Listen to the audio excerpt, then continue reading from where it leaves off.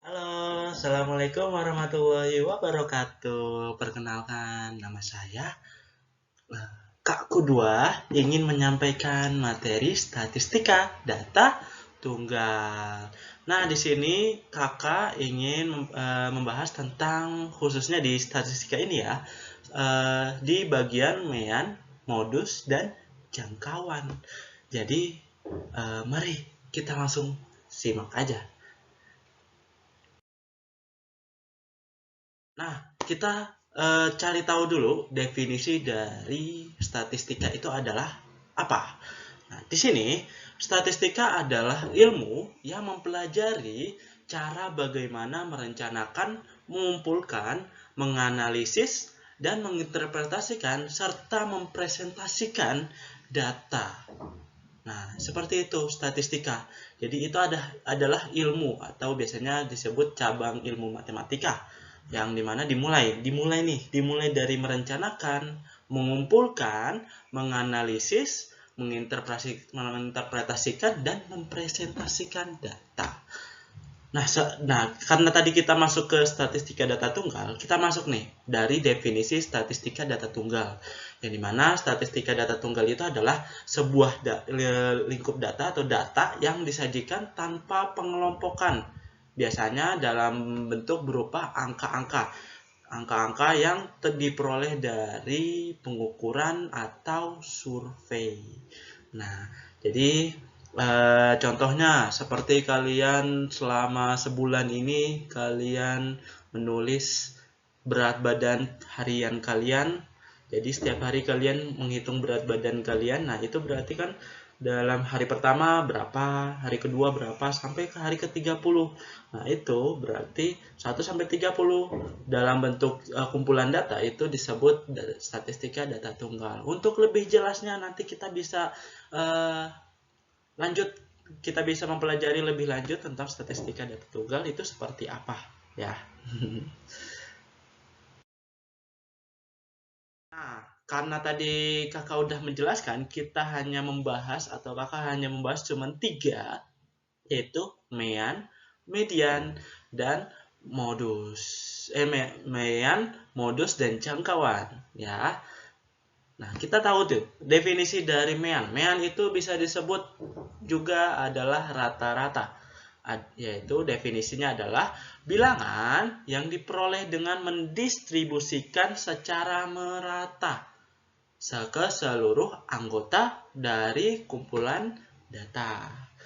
Nah, biasanya sih rata-rata itu digunakan itu pas lagi kapan aja, Kak.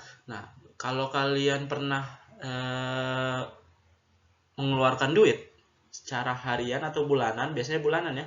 Kalau kalian udah punya pengeluaran bulanan dari bulan pertama sampai bulan terakhir, itu kan nanti ada kumpulan pengeluarannya. Misal pengeluarannya itu adalah 2 juta. Berarti kan 2 juta bulan pertama, bulan ketiga 3 dan seterusnya. Kumpulan datanya sampai bulan ke-12 atau Desember.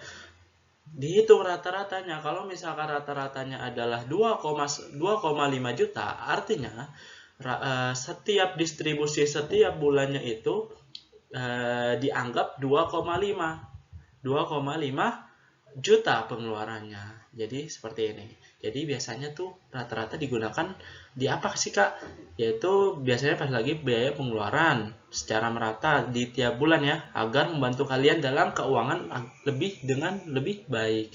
Terus juga contoh lain rata-rata seperti pemain bola. Pemain bola di pertandingan pertama itu skor skor dirinya penampilannya itu adalah 80. Di berikutnya 85 90, berarti kan dia dua pertandingan itu rata-ratanya adalah 8,5.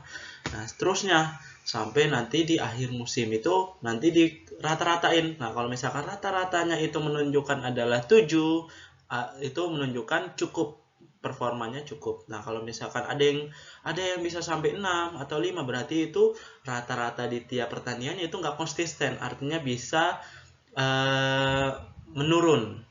Artinya pertandingannya performanya itu kurang baik di setiap pertandingannya. Kalau misalkan 9 kayak Cristiano Ronaldo, asik. Jadi Cristiano Ronaldo misalkan pertandingannya rata-ratanya 9, berarti dia jago tuh. Dia pertandingannya selalu menjebol gawang musuh, berarti dia skornya 9 tuh tiap pertandingan. Nah, artinya rata-rata secara setiap pertandingan dia bermain bagus secara skor 9. Nah, seperti itu. Biasa digunakan rata-rata. Lanjut lagi, yang kedua itu adalah modus. Modus adalah data yang kejadian paling banyak muncul atau memiliki frekuensi paling besar. Nah, ada dua biasanya kalau paling banyak muncul atau yang dilihat dari frekuensinya memiliki frekuensi paling besar. Contoh, kalau misalkan kalian punya stok pakaian, kalian lagi menjual barang, terus ukuran yang paling banyak dibeli apa? Nah, kalian bisa sortir tuh dari data penjualan kalian seperti ini. Jadi, jika sebuah toko pakaian ingin mengetahui ukuran baju yang paling banyak dibeli pelanggan, mereka akan mencari nilai modus dari data penjualan ukuran bajunya, sehingga toko bisa menyesuaikan penyediaan ukuran baju. Nah, seperti itu ya. Jadi dilihat dari modus itu berarti yang paling banyak dibeli ukurannya apa, ukuran yang paling banyak dibeli dari konteks toko pakaian, seperti itu. Atau kalau misalkan di kelas ada skornya bervariasi, ada yang nilai MTK-nya, nilai MTK-nya 60, 80, 90. Nah, yang paling banyak adalah 80. Frekuensi yang paling besar, artinya frekuensi itu yang punya nilai 80 itu paling banyak dalam satu kelas tersebut. Jadi berarti modusnya adalah 80. Kayak gitu. Oke. Nah, jangkauan di sini adalah selisih. Kita lanjut jangkauan ya. Jangkauan itu adalah selisih antara data terkecil dengan data tersebut. Dengan data tersebut. Contoh, kalau misalkan kita ingin mengevaluasi dari data lama waktu belajar di rumah, jangkauan menunjukkan perbedaan besar antara peserta didik yang belajar paling lama dan paling sebentar. Jadi misalkan kalau kalian nih di waktu lama belajar kalian secara seminggu berarti kan 7 hari ya. 7 hari itu 2, 2, 3, 4, 7 dan lain sebagainya, berarti itu ada jangkauannya 2 dengan 7. Jangkauannya itu 7 itu yang paling besar, 2 itu paling kecil lama waktu belajarnya, maka berarti jangkauannya itu adalah 5. Selisih ya antara data terbesar, selisih antara data terkecil dengan data terbesar. Seperti itu.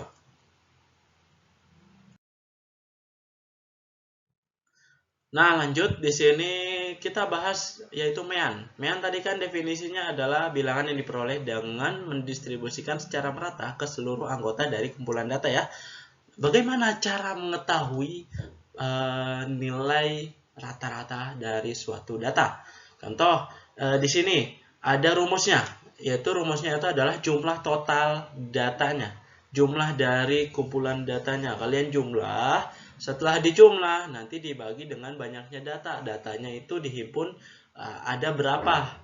Berarti kan kalau tadi itu tentang pengeluaran rata-ratanya dihimpun sampai setahun, berarti ada 12 data pengeluaran bulanan. Bulanan itu kan sampai setahun ya. Kalau kita anggap setahun, berarti 12 datanya. Nah, tadi pengeluaran bulanannya itu tinggal di jumlah saja seperti itu. Nah, bagaimana contoh soalnya? Contoh soalnya di sini ada. Coba kalian baca dulu nih. Jadi contoh soalnya itu adalah kakak baca dulu. Sebuah sekolah mengadakan survei tentang lama waktu belajar peserta didik di rumah selama 1 minggu atau 1 pekan. Data lama waktu belajar dalam jam peserta didik adalah sebagai berikut. Ada 2 jam, 3 jam, 4 jam, 2 jam, 3 jam, 5 jam, 4 jam, 3 jam, 3 jam, dan terakhir adalah 2 jam. Hitunglah nilai rata-rata MEAN dari data lama waktu belajar tersebut. Nah, kita lihat nih dari rumus tadi. Dari rumus tadi nih, ya. Dari rumus tadi, yaitu jumlah total data atau banyaknya data. Jadi kita hitung dulu nih, jumlah total datanya. Jumlah total datanya atau jumlah seluruh datanya, itu kita jumlah, yaitu 2, 3, 4, 2, 3, 5, 4, 3, 3, 2. Coba kalian jumlah, kira-kira hasilnya berapa sih? Ayo coba dipikir. Coba kakak pengen dengar berapa hasil penjumlahannya. Kakak beri waktu 5 detik.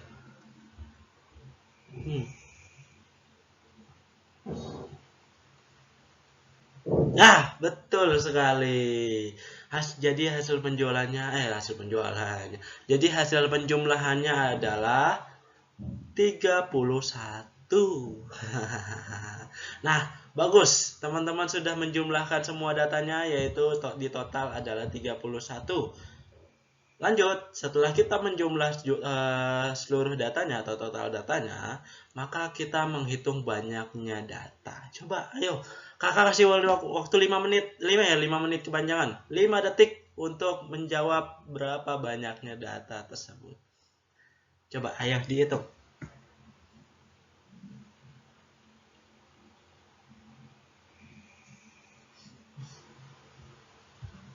Ya, betul sekali. Berapa? Ya, totalnya adalah 10. Artinya di sini ada 10 data dari 10 peserta didik seperti itu ya. Dari 10 peserta didik dikumpulkan atau dihimpun. Habis itu setelah kita mendapatkan jumlah datanya, jumlah total datanya, terus juga ada banyaknya data, berarti tinggal kita bagi saja. Kita bagi 31 dibagi 10, kita hitung meannya atau kita hitung rata-ratanya, yaitu 31 dibagi 10 adalah 3,1. Jadi rata-rata lama waktu belajar peserta didik adalah 3,1 jam. Jadi seperti itu, artinya setiap harinya atau dari hari pertama sampai hari ke-7 distribusi lama waktu belajarnya dia adalah secara merata ya, 3,1 jam. Seperti itu. Artinya semakin mendekati dengan data yang paling banyak, itu semakin konsisten ya. Oke, lanjut ke untuk MEN ada yang ingin ditanyakan tidak? Kalau ada yang ditanyakan, silakan tulis di kolom komentar saja ya. Oke, lanjut. Kita masuk ke dalam modus. Jadi, modus itu adalah data atau kejadian yang paling banyak muncul atau memiliki frekuensi paling besar. Jadi, di sini untuk menentukan modus dapat kita lakukan dengan yang pertama. Yang pertama nih ya, mengidentifikasi nilai data yang paling sering muncul. Terus yang kedua, jika ada 2 atau lebih dengan nilai frekuensi yang sama, maka data tersebut disebut nih, yang pertama itu ada biromodus, yang kedua atau bisa dibilang adalah multimodus. Ya, multimodus. Bisa saja gak hanya nilai modus itu cuma hanya 1, bisa saja 2, bisa saja 3, asalkan dia jumlah frekuensi paling besarnya ada 2, 3 dan selebihnya. Ya, seperti itu. Jadi kita coba lihat dulu nih di contoh soalnya. Contoh soalnya, ada sebuah sekolah mengadakan survei tentang lama waktu belajar peserta didik di rumah selama 1 pekan atau 1 minggu. Jadi data lama waktu belajar dalam jam peserta didik adalah sebagai berikut. Soalnya masih sama yang tadi ya, cuman kita ditanya atau disuruh untuk menentukan nilai modus dari data tersebut. Oke, jadi kita coba mengidentifikasi nilai data yang muncul terlebih dahulu. Kita mulai dari angka yang terkecil. Angka yang terkecil berapa, teman-teman? Ya, 2. 2 muncul adalah 3 kali. Betul. Betul tidak? Betul. Lanjut lagi, habis dari 2 itu ada angka 3 jam. 3 jam itu berapa kali muncul? Berapa kali? Ya, betul sekali. Muncul adalah 4 kali. Lanjut, yang 4 jam itu muncul berapa kali? Ya, betul sekali, muncul adalah 2 kali.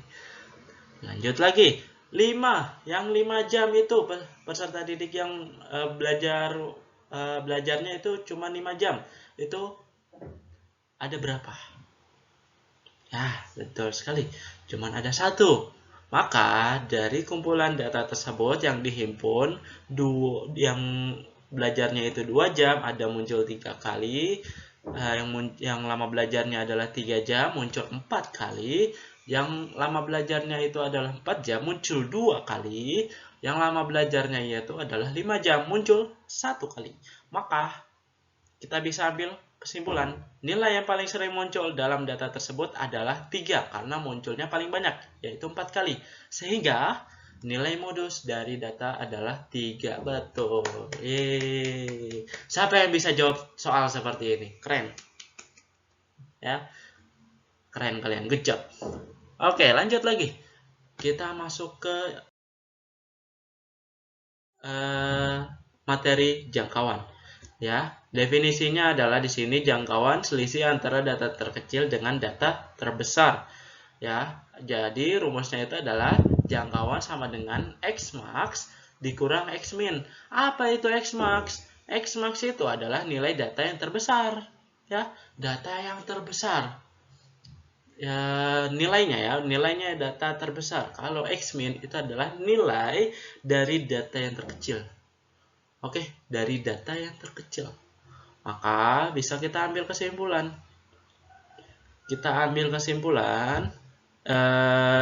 Bukan ambil kesimpulan. Contoh, kita masuk ke contoh soalnya. Datanya masih sama. Datanya masih sama, sehingga kita tinggal hitung jangkauannya dari data tersebut ya. Oke, kita disuruh identifikasi nilai data tersebut. Kira-kira dari kita mengidentifikasi nilai data yang terbesar atau X max-nya itu berapa? Berapa teman-teman? Berapa? 2, 3, 4, atau 5? Yap, betul sekali. Jawabannya adalah 5. Ya. X max atau nilai data terbesar adalah 5. Yeay. Terus lanjut lagi. Kira-kira X min atau nilai data terkecilnya itu adalah berapa? Nilai data yang terkecil. Berapa? 2. Yes, betul sekali. Keren. Maka bisa kita ambil perhitungannya ya. Kita menghitung jangkauannya dari mulai X max dikurang dengan X min sesuai dengan rumus yang di sini. Sehingga kita kurang jangkauan X max dikurang X min. 5 dikurang 2 adalah 3. Yeay. Dapat kita ambil kesimpulan. Jadi jangkauan lama waktu belajar peserta didik adalah 3 jam. Yeay.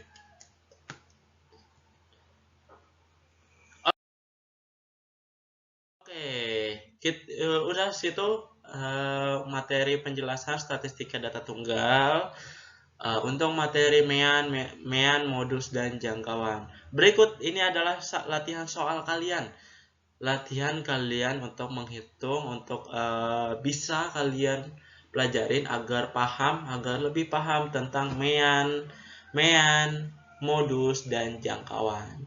Ya, coba kalian tinggal screenshot saja. Kalian bisa hitung dan tulis jawabannya di kolom komentar ini. Oke, mungkin itu saja yang kakak sampaikan hari ini. See you next time. Terima kasih banyak. Oke, bye-bye.